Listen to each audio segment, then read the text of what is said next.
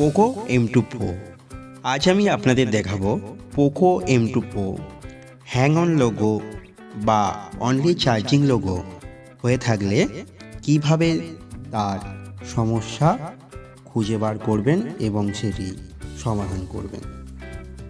দেখুন আমার হাতে এটি পোকো M2 প্রো। পেছনে এটি ডুপ্লিকেট ব্যাক প্যানেল লাগানো আছে। এটি MI নোট 9 প্রোর ব্যাক প্যানেল। নোট 9 প্রো ও পোকো M2 প্রো দুটি সেম মডেল, একটি পোকো একটি MI। দেখুন এই পোকো মোবাইলটিতে যে সমস্যা, চার্জিং কানেক্ট করার সাথে সাথে চার্জিং ব্লিঙ্ক করছে এবং পোকো লেখা আসছে স্ক্রিনে, তার কিছুক্ষণ পর আবার চলে যাচ্ছে। আজ আমি এই মোবাইলের সমস্ত পার্টস ডিটেলসে আপনাদের দেখাবো এবং মোবাইলের প্রবলেমটি সলভ করে আপনাদেরকে দেখাবো। আপনারা পুরো ভিডিওটি স্কিপ না করে দেখতে থাকুন। স্কিপ করে গেলে আপনারা বুঝতে পারবেন না আমি কিভাবে এই প্রবলেমটি সমাধান করলাম। এছাড়া এই মোবাইলের প্রত্যেকটি পার্ট আপনাদের পরিচয় করিয়ে দেব, যাতে আপনারা কাজ করতে পারেন। যারা নতুন মোবাইল রিপেয়ারিং শিখছেন তাদের জন্য ভিডিওটি খুবই ইন্টারেস্টিং, তাই আপনারা মন দিয়ে ভিডিওটি দেখতে থাকুন।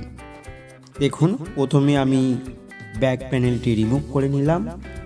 হিট করে আপনারা ব্যাক প্যানেলটি ধীরে ধীরে রিমুভ করবেন।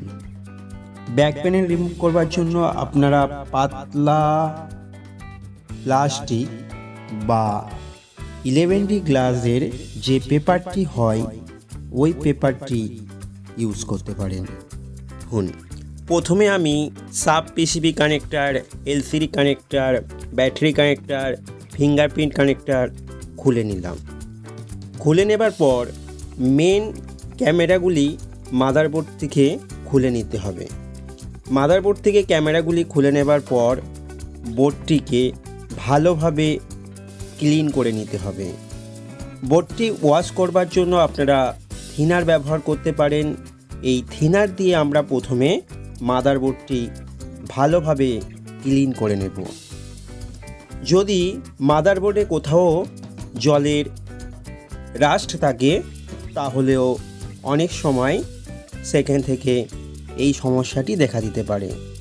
সুতরাং আমাদের ফার্স্ট যে কাজটি আছে সেটি হলো মাদারবোর্ড থেকে সমস্ত ক্যামেরা খুলে নিয়ে থিনার দিয়ে মাদারবোর্ডটি ভালোভাবে ক্লিন করে নিতে হবে।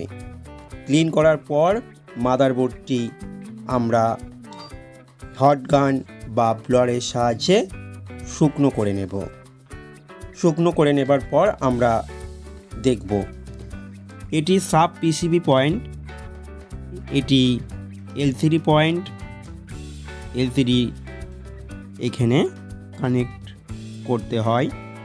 এর পাশে আপনারা দেখতে পাচ্ছেন ব্যাটারি পয়েন্ট, এইখানে ব্যাটারি কানেকশান করা হয়।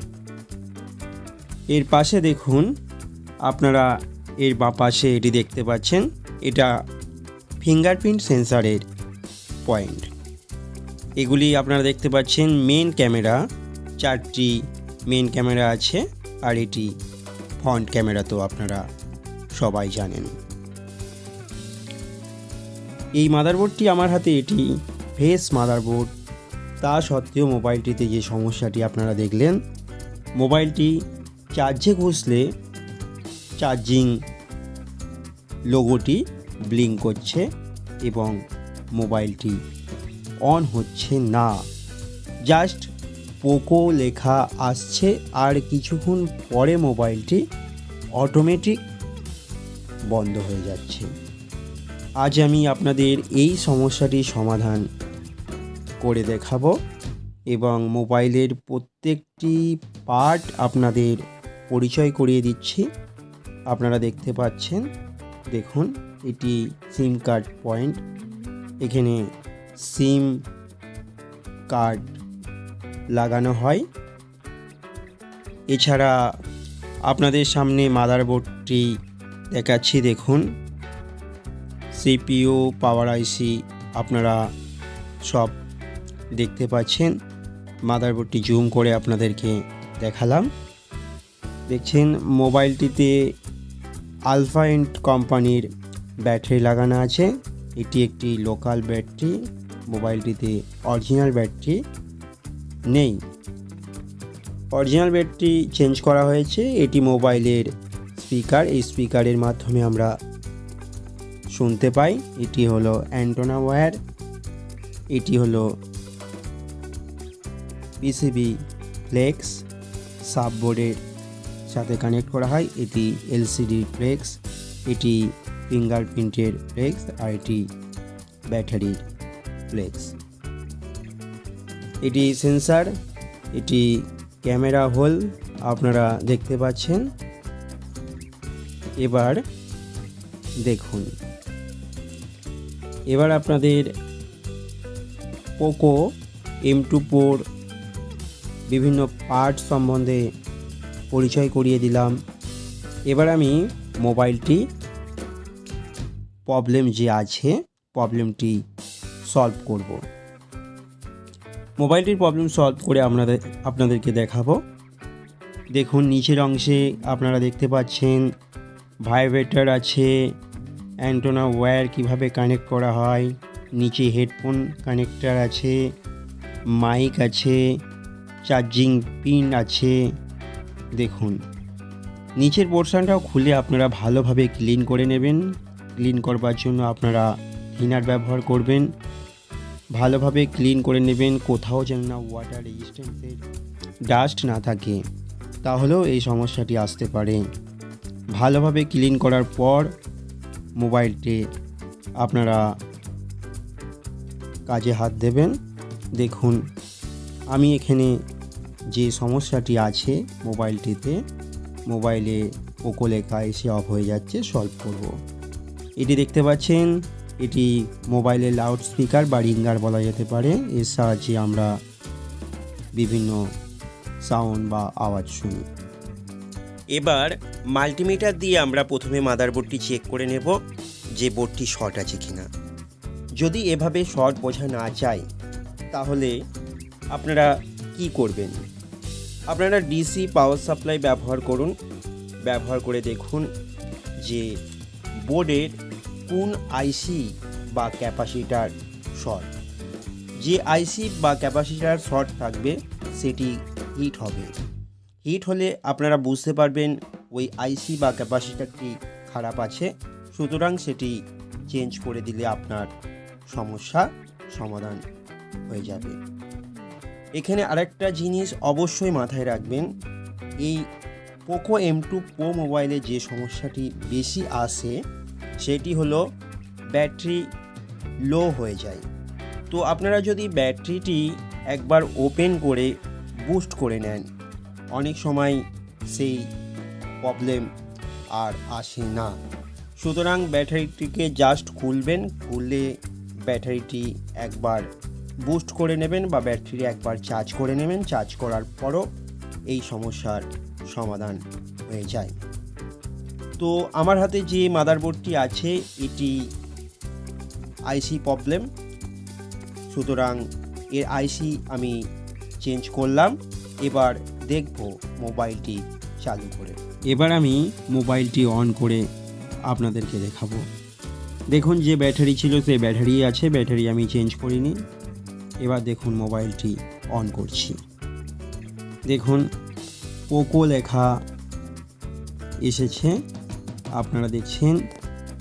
মোবাইলটি আশা করছি অন হবে, কেননা মোবাইলের যে সমস্যা ছিল তা আমি মাল্টিমিটারের সাহায্যে চেক করে সমাধান করে দিয়েছি। আশা করছি মোবাইলটি রেডি হয়ে গেছে। দেখুন MIUI এসে গেছে। এর আগে এটি আসছিল না, জাস্ট পোকো লেখা দেখিয়ে কিছুক্ষণ পর ফোনটি বন্ধ হয়ে যাচ্ছিল। এখানে দেখুন, যেহেতু এমআইয়ের ইউআই সেহেতু এমআই ইউআই আসছে। আশা করছি ফোনটি চালু হয়ে যাবে।